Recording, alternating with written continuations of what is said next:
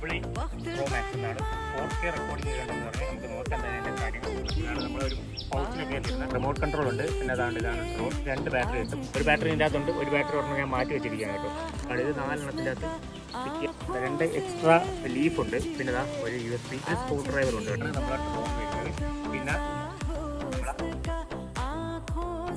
ഇതിൻ്റെ അകത്ത് 4 ബാറ്ററി കണ്ടിട്ടുണ്ട്. അത് ഓൾറെഡി ഇപ്പോൾ ഇട്ട് വെച്ചിട്ടുണ്ട്. 10-15 മിനിറ്റിലൊക്കെയാണ് ഇത്. 2 ക്യാമറയാണ് ഇതിനുള്ളത്. താഴെയായിട്ട് ക്യാമറ ഉണ്ട്. ഇത് ഹെലികോപ്റ്റർ ഷോട്ടൊക്കെ എടുക്കാൻ വേണ്ടിയുള്ള ക്യാമറയാണ്. പിന്നെ നമുക്ക് 2 ക്യാമറ ക്വാളിറ്റി 4K എന്നൊക്കെ പറയുന്നുണ്ട്. നമുക്ക്